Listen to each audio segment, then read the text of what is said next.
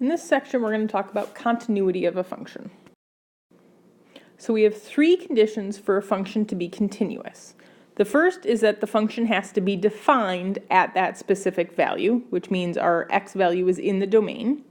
The second is that the limit as x approaches that value has to exist. And the third, this is the key one, this one a lot of us miss, is that the limit as x approaches that value of f of x is equal to the function value. So they have to match. All right, so let's practice. So g of x is equal to x squared minus 4x minus 12 all over x minus 6. And we want to know if this is continuous at x equals 6. So the first thing says it has to be defined, meaning x equals 6, here's my value, this has to be in my domain. Well, if I plug 6 into my denominator, I get a 0. That would be undefined, so therefore this is not continuous. There is a hole there. It doesn't work. So we can't do it. I mean, yeah, we could take g of x, and we could say this is equal to x minus 6 times x plus 2 over x minus 6, and we could simplify this, but if I actually graph the original function, this doesn't work. So this is what we call a removable discontinuity. There'd be a hole when I made that graph, but this is not a continuous function because x equals 6 is not in the domain of that non-simplified function. All right, let's try another one using a piecewise. Is f of x continuous at x equals negative 1? Well, in order for it to be continuous at x equals negative 1, it has to be defined. So when x is equal to negative 1, from the left, 3 times negative 1 minus 1 is equal to negative 3 minus 1, which equals negative 4.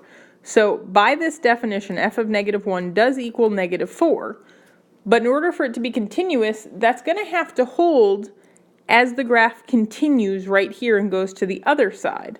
So I'm going to look at 1 squared plus 5 times 1, negative 1, times 5 times negative 1. So here I have 1 minus 5, which equals negative 4. So this tells me that this is continuous. The value of the function is equal to negative 4. This is showing me that the limits from the left and the right are the same and that it worked. All right, let's try the other side. F of x continuous at x equals 1. All right, well, f of 1 by this definition would be 3 times 1 to the third, which would equal 3. And then we need to know as we come at it from the left and the right, is it the same? So as I'm coming at it from the right, we know it's equal to 3.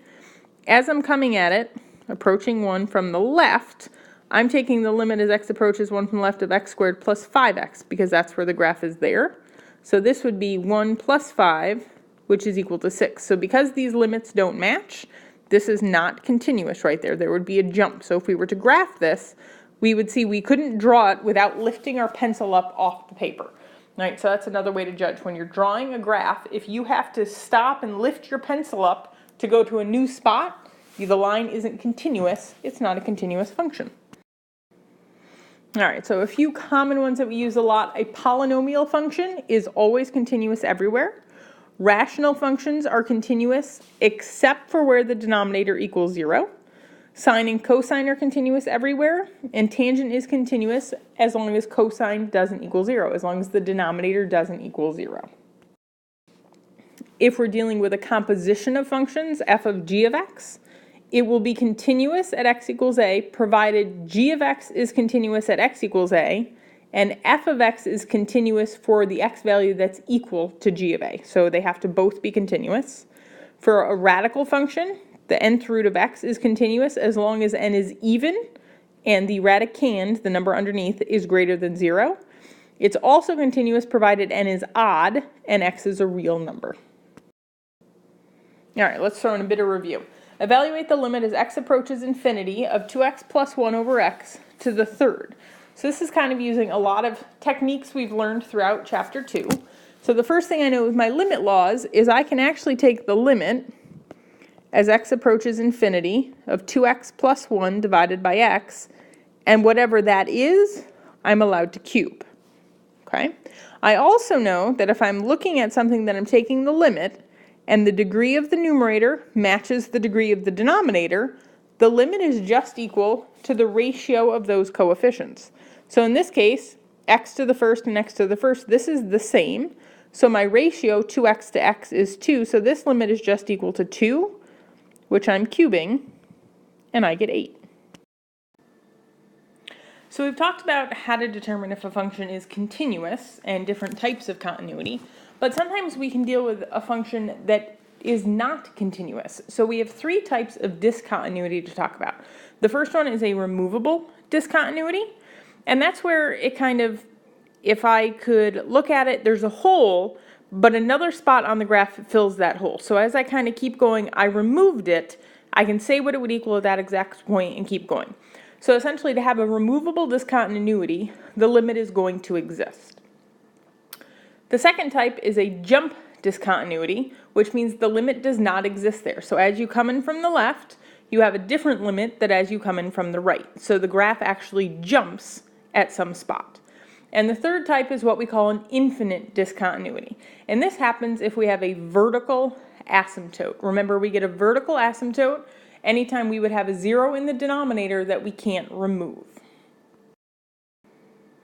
So just to practice identifying our discontinuities, as I look through this graph, I can see there's a couple of places where I have discontinuities. So I have one right here. This is a jump, because as I come in from the left, I'm approaching 2. As I'm coming in from the right, I'm approaching about a half. So I have a jump discontinuity at x equals -2.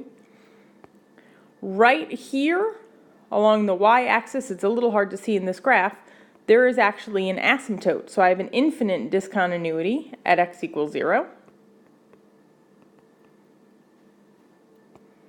I have a hole right here at 2, so this can be a removable discontinuity, because the limit still exists as I come from the left and as I come from the right, so it's a removable at x equals 2. And then right here at 4, this is another jump, because as I came in from the left and I come in from the right, I'm hitting 2 different values. So I have a jump discontinuity at x equals 4. Okay, so we want to put together everything we know about limits with this now continuous idea. So this brings us to what we call the intermediate value theorem. And it says if f is a continuous function on some interval from a to b, and L is any number between f of a and f of b, then there has to be at least one number, we're going to call it C, between A and B that gives me that value of L. A picture helps. All right, so here I have some random continuous function. I'm drawing it without lifting my pen up. And it's continuous on this interval. Here's A, here's B. Okay? And then I have some value, L, that's going to be between A and B. In this case, I have it labeled as W, that was my picture, so we're going to label this L. So here's my L, and it's somewhere between f of A value and f of B value. So because this is a continuous function, it means that this has to drop down. There has to be some C in between A and B. That's what the intermediate value is telling me. It's saying there has to be another input that gives me an output between those other 2 outputs. All right, so let's verify that. So I have f of x equals x squared plus x minus 1 on the interval from 0 to 5. We want to verify that the intermediate value theorem applies to f of c equals 11, saying that there is some c in between that's going to equal 11, and then we want to find out what that c is. So the first thing I have to do is find out what is f of 0. So f of 0 is 0 squared plus 0 minus 1, which equals -1. f of 5 is equal to 5 squared plus 5 minus 1, so that would be 25 plus 5 is 30, 30 minus 1 is 29, and we can see here very clearly that f of 0 is less than 11, which is less than f of 5. So that part holds. So we know that there has to be a c that exists to make this true. So that means I want to know, when does my function 11 equal c squared plus c minus 1, and we're going to solve for c. So 0 equals c squared plus c minus 12. I can solve this by factoring. This is c plus 4 and c minus 3. And I get 2 values of c that will give me that output. I have c equals -4 and c equals 3. These are not both the answers, because remember, it has to be on this interval 0 to 5. So the value that makes this work on the intermediate value theorem is c equals 3. And anytime you're asked to do an intermediate value theorem problem like this, you would need to show me, right? You need to show me very clearly that this is true, and then you can show me the work to solve for C.